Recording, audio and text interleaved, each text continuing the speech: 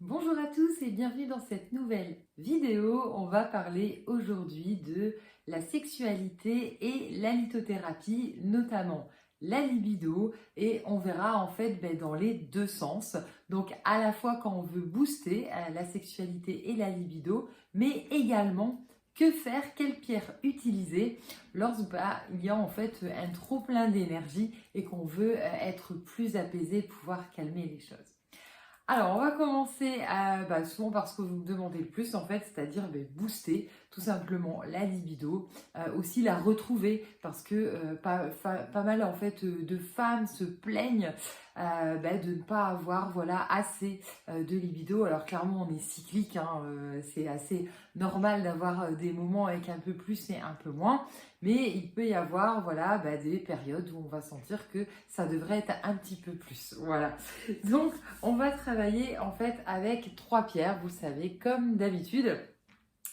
On va pouvoir travailler avec le jaspe zèbre. Voilà, le jaspe zèbre qui est une pierre qui travaille directement sur les organes génitaux.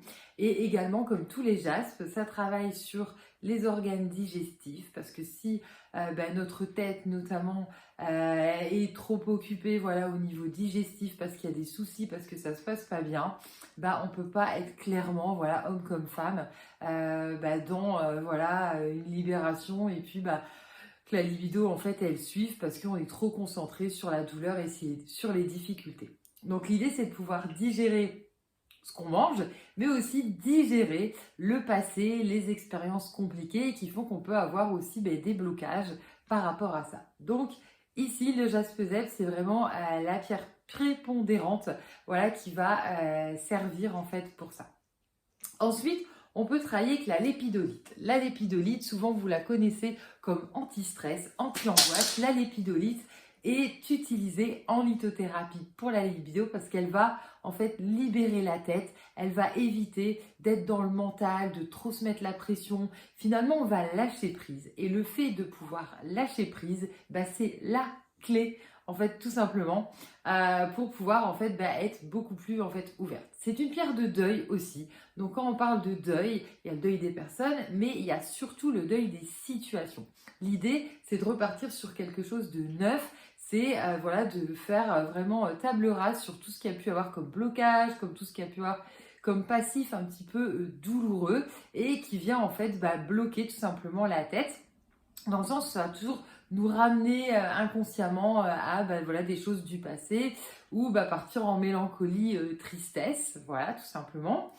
Et également, on a le grenat rouge qui est une pierre sanguine. Donc, l'idée d'utiliser une pierre sanguine, c'est pas pour rien, c'est pour donner un élan. C'est une pierre de passion. Donc, la passion, c'est vraiment voilà, avoir plaisir, avoir envie de se faire plaisir, dépasser ses propres peurs.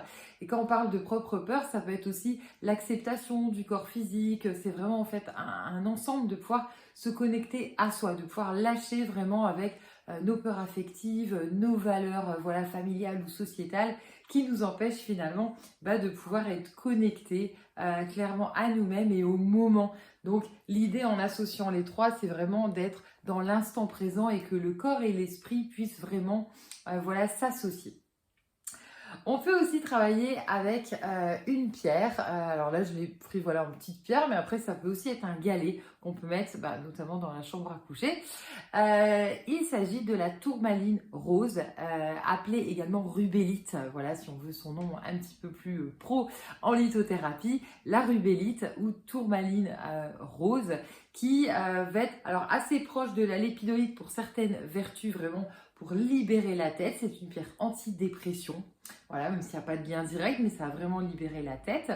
Et puis, il y a le côté aussi très rassurant, très apaisant, qui va nous aider à nous détendre, voilà, et qui va donner un coup de boost aussi. C'est vraiment pour une harmonie. Comme on est sur le rose, on est vraiment sur le chakra du cœur.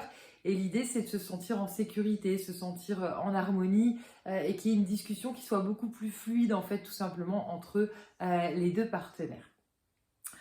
On va maintenant voir en fait quelle pierre utiliser à l'inverse si on veut en fait freiner, voilà, si on veut apaiser tout simplement un surplus, tout simplement en fait de libido. Alors Pourquoi on parle de surplus? Un exemple concret qui revient assez régulièrement, après une séparation, après une tromperie, on peut avoir cette difficulté en fait de digérer et au lieu d'être dans un apaisement et d'être finalement dans une période d'introspection, on peut avoir une envie en fait tout simplement de voir du monde, en fait c'est pas forcément de la vengeance mais énergétiquement on va se sentir super mal. Donc l'idée, hop, je vous ai ressorti mon cercle chromatique, c'est de trouver en fait l'équilibre. Et au lieu d'être dans des énergies en fait sanguines, on va plus partir dans tout ce qui est communication. L'idée c'est de pouvoir ressortir les choses, c'est vraiment en fait de pouvoir s'en libérer. Donc on pourra utiliser tout ce qui est pierre bleue, principalement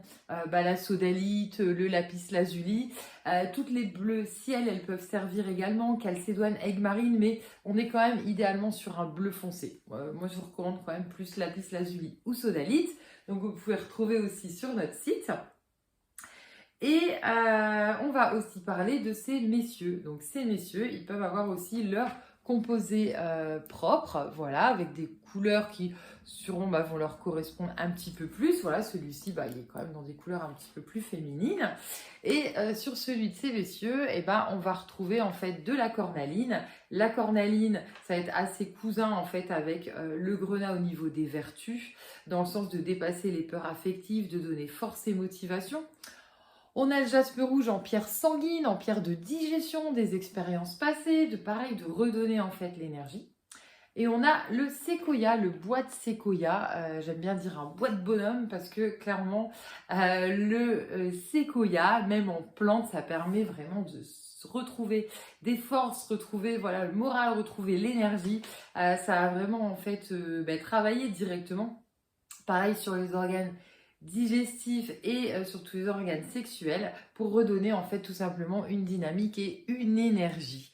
Voilà, donc l'idée c'est de travailler, alors vous voyez on est plutôt sur des couleurs chaudes, donc on travaille sur les deux premiers chakras, chakra racine et chakra en fait sacré, voilà, principalement pour les hommes.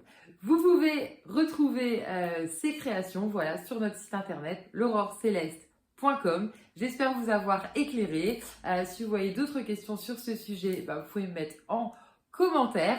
Voilà, je vous répondrai avec grand plaisir et je vous dis à très bientôt pour une prochaine vidéo.